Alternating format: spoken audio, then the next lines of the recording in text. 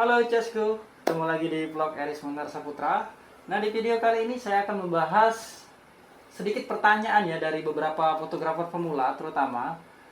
Bang, bagaimana sih kalau menggunakan kamera full frame dengan lensa APS-C? Bisa nggak? Nah, jawabannya teman-teman bisa. Jadi di sini langsung saya contohin aja ya. Jadi saya punya kamera D610 yang kebetulan ini adalah setup yang saya miliki juga ya.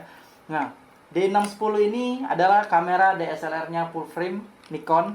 Sedangkan ini ada lensa Sigma 18-35mm f1.8 for Nikon, yang sebenarnya lensa ini diperuntukkan untuk kamera APS-C atau bersensor APS-C.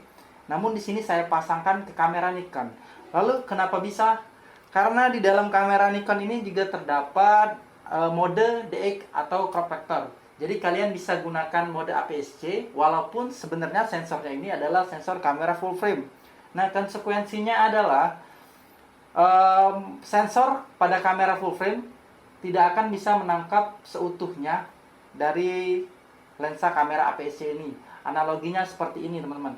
Jadi sensor kamera full frame itu kan lebih besar ya dibandingkan APS-C. Sedangkan lensa kamera itu circle-nya ini, image circle-nya ini atau lingkarannya itu ya, di bagian dalam itu lebih kecil karena memang dibuat untuk sensor yang lebih kecil. Jadi analoginya seperti ini.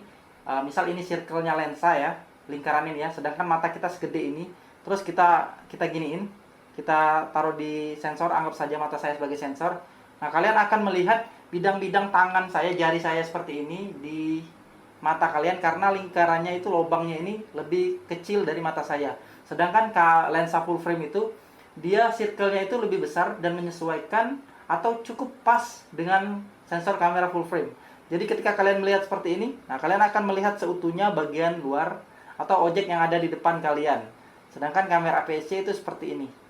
Nah, tentunya jika kalian menggunakan mode FX di kamera Nikon DSLR full frame, sedangkan menggunakan lensa APS-C DX, kalian akan mendapatkan hasil yang seperti ini. Terdapat beberapa pignet, maksud saya terdapat pignet di sekelilingnya. Ini menandakan bahwa sensor tidak bisa menangkap gambar seutuhnya dikarenakan keterbatasan circle pada kamera APS-C tersebut. Sedangkan jika kalian rubah ke mode DX, sini saya coba rubah ke mode DX. Nah, pilihannya itu kalau di kamera Nikon ada di image area ya. Kalian aktifkan mode DX.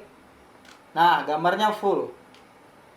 Namun tentunya ada konsekuensi lagi ya, walaupun menggunakan lensa kamera DX atau APS-C di kamera full frame, dia bisa di mode DX seperti ini.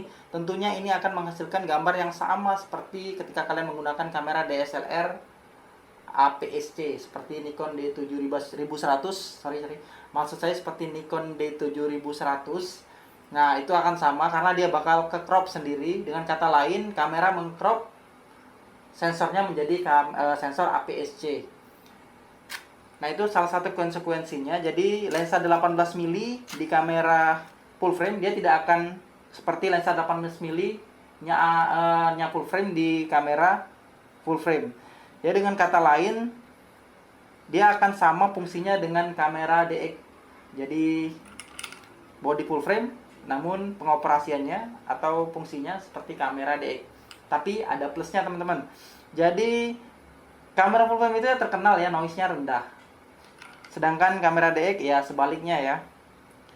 Dengan menggunakan lensa APS-C di body kamera full frame, kalian tetap akan mendapatkan fitur-fitur yang ada di kamera full frame, termasuk reduksi noise yang cukup baik ya dibandingkan kamera DX dengan prosesor yang sama.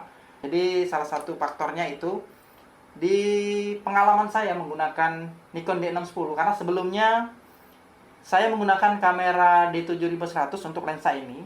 Nah, kameranya kebetulan udah saya Lego, udah kejual, dan lensanya saya rasa sayang untuk dijual karena lensa ini tajam sekali dan fungsional untuk motret liputan wedding ya.